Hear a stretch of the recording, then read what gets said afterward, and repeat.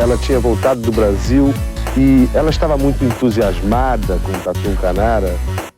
Não sei, isso aí pode ser intuição da mãe, sei lá, de outras crianças conversando, não sei. 10! Nota 10! O senhor vai gostar, hein? Bebê diabo parou o táxi na avenida. Ao vivo é muito pior. Olá, eu sou o Danilo Corsi. E eu sou a Camila Quintzel. Estamos de volta. Depois de um fevereiro inteiro lidando com a Covid, devo citar o pensador MC Ray-Ban. Bactéria filha da puta, micróbio do caralho, empatou minha foda e atrasou os trabalhos. Tudo na escadinha aqui. Primeiro filho, depois eu, depois a Camila. Mas agora tá tudo bem e seguimos a brincadeira. Todos saudáveis, com 3 doses. E nesse episódio de volta vamos falar de um tema que muitos ouvintes adoram: acidente de avião. Hoje vamos falar do voo Air France 447 que decolou do Rio de Janeiro em direção a Paris no dia 31 de maio de 2009 e no meio do Oceano Atlântico, numa sequência de azar e uma pitada de excesso de confiança, esse voo teve seu fim abrupto, levando 228 pessoas à morte. Venha ouvir com a gente o que causou tamanha tragédia. Mas antes, aqueles belos reclames. Primeiro, o siteguy.dev. Precisando de um site para sua empresa ou projeto? Entre em siteguy.dev e fale com eles, que resolvem seus problemas bem rapidinho e com um precinho bem camarada. É o siteguy.dev. E agora o drinco. Camila, o que eles nos mandaram hoje? O vinho de hoje é o Baron des Fontenilles Médoc 2019. Um vinho francês da região de Bordeaux, feito com as uvas Merlot e Cabernet Sauvignon, e que é bem encorpado e equilibrado, ideal para acompanhar um bom bife com batatas fritas. Eu gosto. E o melhor é que ele está por apenas R$ 109,00 lá no drinco.com.br. Aproveite. Se você conseguir comprar o vinho e o bife, né? Eu quero dizer que você pode doar dinheiro para o padre Júlio Lancelotti. Ok? Brinde história? Tchim, tchim. E atenção, uma notícia que acaba de chegar à nossa redação é que a aeronáutica já iniciou as buscas a um avião da Air France que teria saído do Rio de Janeiro rumo a Paris e que teria desaparecido, segundo várias agências de notícias, no meio do Oceano Atlântico. Bom, vamos lá. De todos os casos de acidentes aéreos que já contamos aqui, esse talvez seja o mais rolê aleatório de todos. Eu, que em geral adoro dar um contexto antes de começar, o que dá pra falar é que na época o presidente era o Lula e a Itália então era campeã mundial de futebol, título que ganhou aqui na Alemanha em 2006. Esse é o seu contexto para um acidente de avião? Exatamente. Ok. A história é a seguinte: 31 de maio de 2009, às 19 horas e 29 minutos, o voo Air France AF 447 decolou do Aeroporto Internacional do Rio de Janeiro, o Galeão, em direção ao aeroporto Charles de Gaulle, em Paris. A aeronave era um Airbus A330, que na época era conhecida como uma das aeronaves mais seguras da aviação. O modelo havia sido lançado na década de 1990 e nunca ocorreu um acidente com tripulantes, somente um único durante testes. O voo era comandado por Marc Dubois, de 58 anos, tendo como copilotos David Robert, de 37 anos, e Pierre Cédric Bonin, de 32, que seria o principal piloto nas primeiras horas do voo com direção a Paris. Ele tinha poucas horas de voo e esse voo transatlântico era uma boa oportunidade para ganhar experiência. Além dos 3, havia ainda 9 comissários de bordo e embarcaram 216 passageiros, entre elas um bebê e 7 crianças. Isso é só para dar o momento dramático, né? É.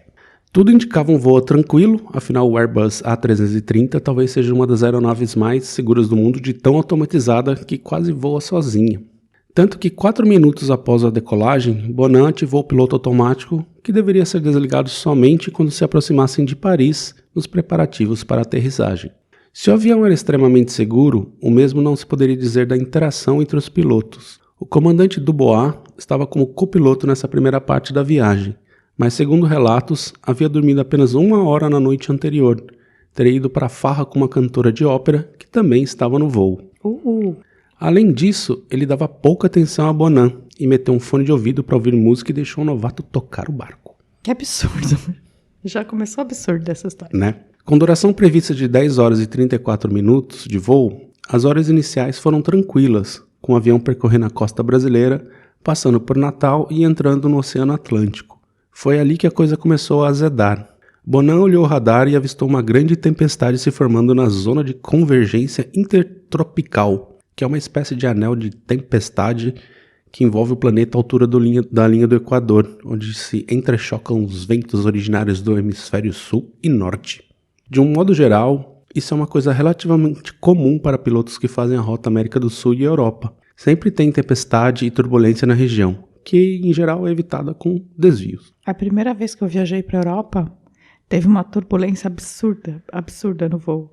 E os caras estavam passando Twist, sabe, o filme do furacão, no meio da madrugada, assim. Era aquela época que não tinha ainda, tipo, todo mundo assistiu o mesmo filme, assim. Nossa senhora, mano, que medo. Enfim. Pois é.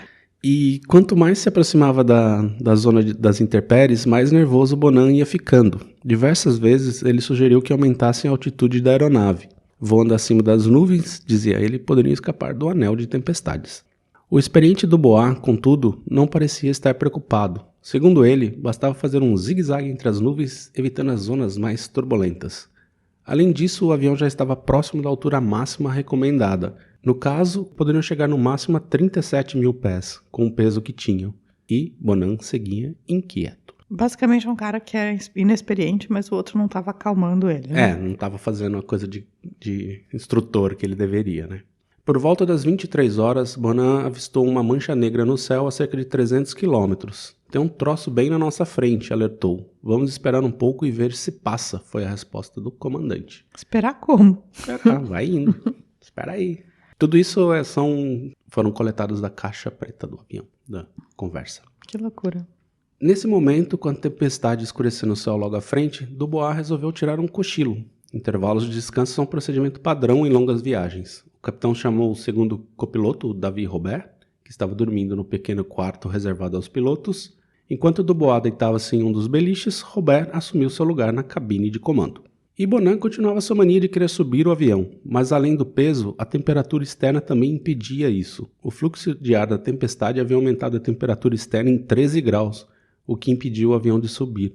Ele chama a comissária-chefe e avisa que haveria turbulência forte nos próximos minutos de voo, e os passageiros deveriam se manter sentados. Passageiros e o resto da tripulação estavam tranquilos quando o avião entrou na turbulência, coisa normal numa travessia de Atlântico. Quem não estava tranquilo era Bonan. Já era 2h10 da manhã quando entraram forte na tempestade. E vou narrar aqui os últimos 4 minutos deste voo. Tudo isso que aconteceu foram em apenas 4 minutos. Tá. Para começar, tenho que lembrar que todos os voos antes e todos depois desse da Air France viram a tempestade e desviaram. E ninguém sabe o motivo do AF447 resolver enfrentar a parada. Mas foi porque o Dubois falou, não foi? Foi, basicamente é isso, mas assim, não tem uma decisão, tipo, vamos, né? Uhum. E nessa altura, o voo já estava fora do alcance das frequências de rádios brasileiros e estava a minutos de entrarem na frequência de Senegal. Bonan insistia em subir o avião, mas Robert deu uma outra solução, desviar à esquerda. Fogos de San Telmo começaram a pipocar na frente do avião. E para quem não sabe, fogo de San Telmo é uma descarga eletroluminescente provocada pela ionização do ar num forte campo elétrico. Ele tem a cor azul ou violeta. Olha. Aqui, outra coisa inexplicável. Todos os voos desviaram para a direita. Na parte esquerda, a tempestade estava muito pior. E para piorar ainda mais, qualquer alteração de rota durante voo em altitude de cruzeiro tem que ser feita bem de levinho, senão o avião se desvia demais.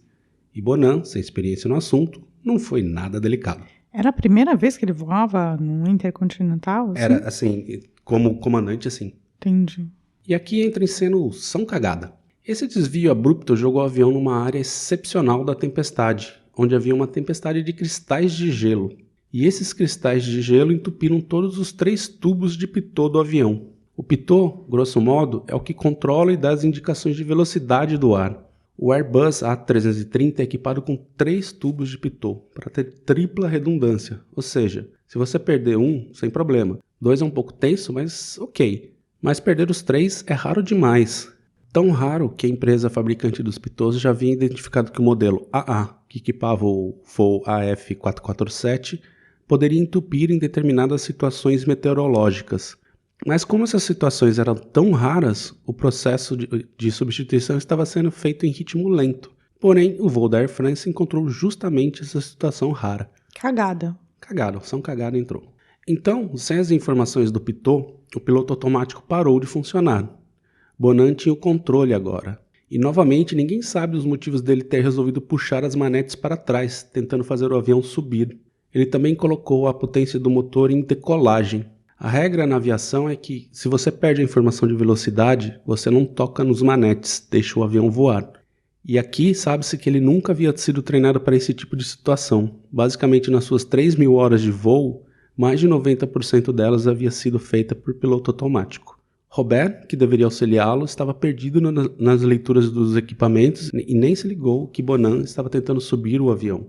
Segundo a investigação, o design do cockpit contribuiu para que ele não percebesse o que o piloto em comando estava fazendo.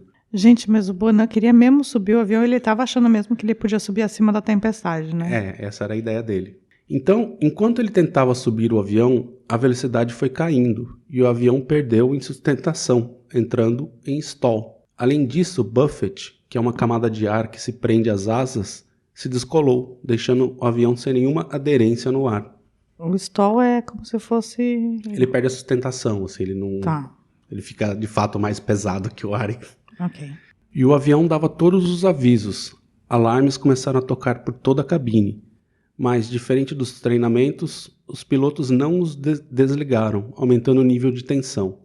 Então, a regra é que, assim, quando o avião começa a te dar alarme, você tem que identificar o que está acontecendo e desligar imediatamente o alarme, porque o barulho ajuda a deixar as pessoas nervosas. Uhum. E o avião começou a cair. Só que como estavam sem informação de velocidade e Bonan estava confiando em informações antigas de subida, além de estarem sem visibilidade alguma, ele continuou a tentar subir o avião. Então eles estavam caindo de barriga, com o nariz empinado para cima. O avião, como se ele estivesse tentando decolar, mas o avião estava caindo de barriga. Entendi. Não estava num mergulho direto, assim, sabe? Uhum. Ele não estava caindo com o nariz para baixo, ele estava caindo com o nariz para cima. Com o nariz para cima. E esse foi o motivo de nenhum passageiro ou tripulante perceber que a aeronave estava em queda livre. Porque provavelmente eles devem ter sentido aquele friozinho na barriga quando o avião começou a cair, mas depois ele entra seu corpo se acostuma, você não percebe que está caindo. Mas, nesse momento que eles começaram a cair, o que aconteceu? Os pitos voltaram a funcionar. Porque o gelo derreteu. O gelo derreteu. E, na verdade, assim, ele tem aquecimento, ele não deveria congelar, mas só desse jeito consegue entupir, mas por algum tempo, porque como ele tem aquecimento, ele derrete, né? E aí eles voltaram a funcionar. E eles começaram a mandar as informações corretas para Bonan. Só que o Robert, sem saber de nada e achando que aquelas informações estavam erradas, ele transferiu as suas para Bonan. Ou seja, ele mandou as informações velhas de novo para o Bonan, dando um override no que estava aparecendo novo. Então o Robert também é responsável. Também é. O caso é que, se o Bonan tivesse lido as informações corretas, dava tempo de controlar o voo ainda. E aí o Robert tratou de acordar o capitão Dubois, que chegou à cabine e percebeu que Bonan estava com o manete todo para trás, tentando elevar o avião. Ele mandou Bonan baixar o avião, que ganhou um pouco de velocidade, aí o alarme de stall voltou a tocar, mas a aeronave já estava alinhada, assim, com as asas retas, mas sem velocidade suficiente, ele estava apenas 198 km por hora. E era tarde demais. Dubois ficou em silêncio e, momentos antes do impacto contra as águas, Robert e Bonan exclamaram em uníssono: "Merda, estamos mortos." Eita. Eles estavam muito perto das águas já, então. Já, estava caindo. Eles estavam caindo, acho que é quase 5.000 metros por minuto, assim. Caraca, mano, sem perceber. Eles só foram perceber quando já estavam chegando na água. Entendi. E um voo que deveria ter sido tranquilo, com uma aeronave em perfeitas condições, acabava em tragédia, em apenas 4 minutos. Os controladores de tráfego aéreo brasileiro contactaram o controle de tráfego aéreo de Dakar às 2h20, depois de verificarem que a aeronave não tinha feito o contato obrigatório via rádio para assinalar a sua entrada no espaço aéreo senegalês, acima da zona de convergência intertropical. A FAB despachou 5 aviões para regiões e aviões de reconhecimentos franceses também foram para a busca. Somente no dia 2, alguns destroços foram localizados. Navios das marinhas do Brasil e da França foram deslocados para o local. Ao todo, foram 28 dias de buscas, onde 50 corpos que estavam flutuando foram resgatados. 2 anos depois, com a ajuda do robô submarino norte-americano Remora 600, as caixas pretas foram localizadas e junto com elas, outros 104 corpos foram encontrados, ainda afivelados nas poltronas da aeronave, e as buscas foram oficialmente encerradas. Dos 228 mortos no acidente, os corpos de 74 nunca foram encontrados. Que coisa terrível. Depois do acidente, somente 20% das famílias foram indenizadas após fazerem acordo com a seguradora da Air France. O último relato, de 2019, ainda mostra que ninguém recebeu nada. Isso é muito impressionante nos voos. Nunca ninguém recebe porra nenhuma, né? Tem esses acidentes e ninguém nunca recebe, é impressionante. E tanto a Air France como a Airbus foram inocentadas, mas o Tribunal de Apelações de Paris reverteu a decisão em 2021 e um novo julgamento acontecerá ainda sem data marcada. 25 novas regras foram impostas após o acidente. As mais notáveis eram sobre treinamento e gerenciamento de tripulação. Claro, foi tipo absurdo. Dos 228 mortos, havia cidadãos de 32 países, sendo a França e o Brasil os mais numerosos. Entre os mortos famosos estavam Pedro Luís de Orleans e Bragança, o suposto quarto na linha de sucessão. Isso não existe. Isso não existe. Para a República. Vários executivos da Michelin, Marcelo Parente Gomes de Oliveira, o chefe de gabinete do prefeito do Rio de Janeiro, Eduardo Paes, além do maestro Silvio Barbato, regente da Orquestra Sinfônica do Teatro Municipal do Rio de Janeiro. Então, essa foi a história do voo Air France 447. O que você achou da história, Camila? Eu já conhecia essa história um pouco, porque eu acho que eu assisti alguns acidentes aéreos sobre esse episódio, sabe? Eu lembrava que tinha uma coisa que tinha sido congelada, e que era uma coisa que, tipo, era absurdo ter congelado. Mas eu não sabia essa dinâmica que tinha acontecido, eu não sabia tão claramente essa dinâmica que tinha acontecido entre os pilotos. A chamada não dinâmica, né? A chamada não dinâmica, sim. Deixaram o novato no meio de uma tempestade fazer o que quisesse, fazer ninguém cagada, prestou atenção. Desesperado, o Dubois foi um imbecil e foi dormir e se matou com isso, né?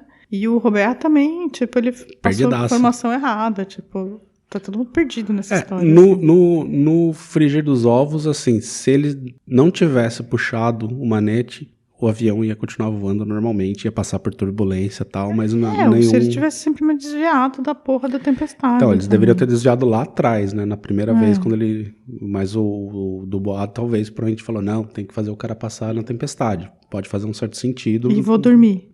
Então, esse é o problema, ele foi dormir.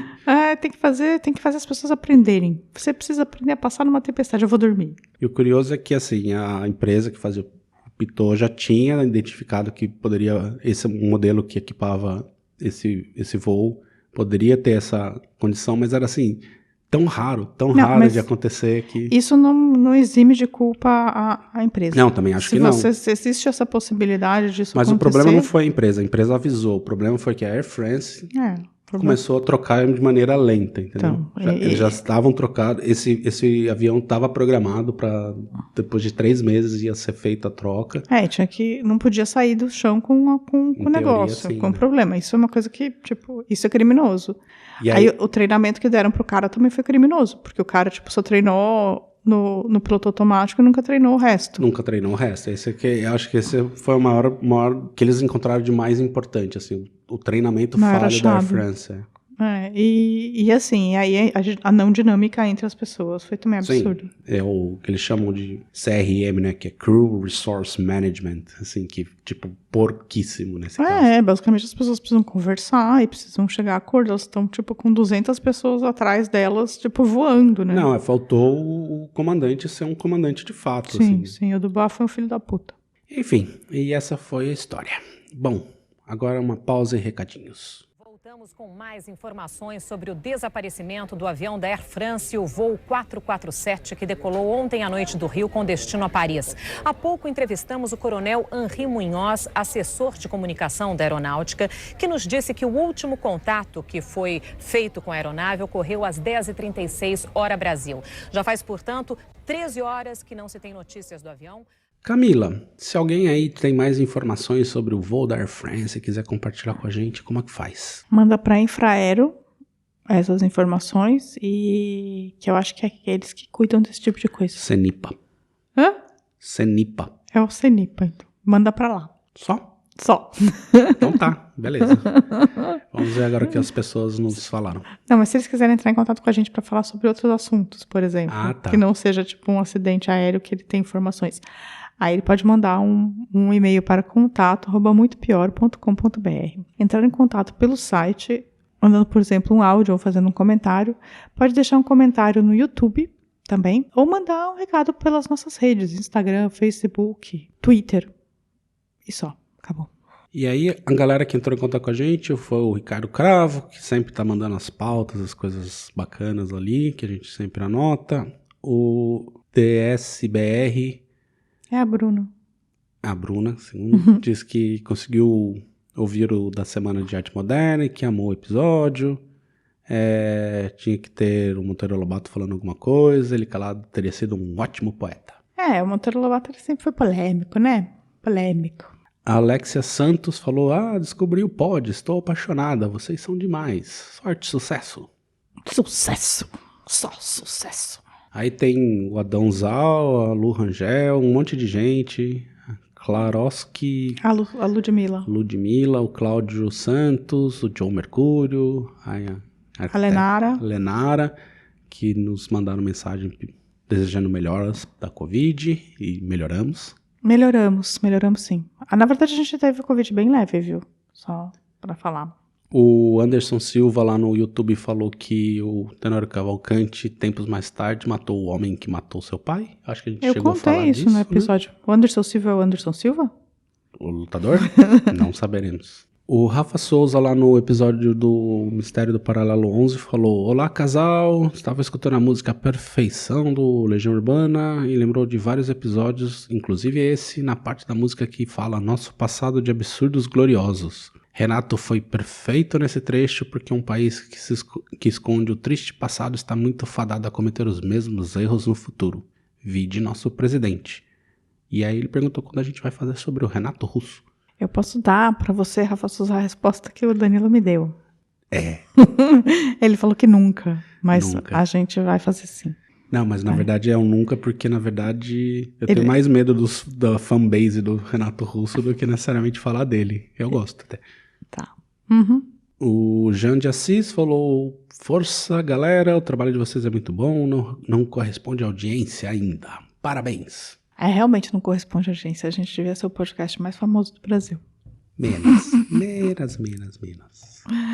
Tá bom, menos.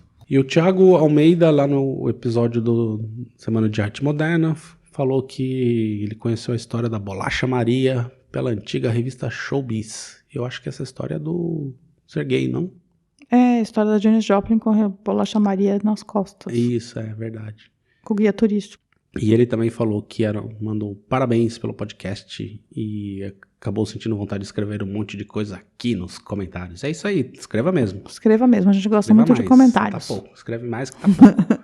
Mandem áudios. E aí, Camila, tem mais alguma coisa que você separou? Eu tenho. Meu primo, o Luciano, ele mandou uma referência para fazer falou pra gente fazer um sobre o Stefan Zweig, que fez 80 anos, acho, da morte dele, pode ser. E o Ricardo Cravo, nosso pauteiro, mandou também o Manuel de Barros, que é incrível como proposta. Boa. Tá anotado aqui. E a Andréa, sempre presente na nossa vida, no nosso coração, Andréa Cubas. E nosso amigo, Giancarlo, sempre também presente no nosso coração. E é isso. Mais nada, né? Não, Chega. Um beijo, gente.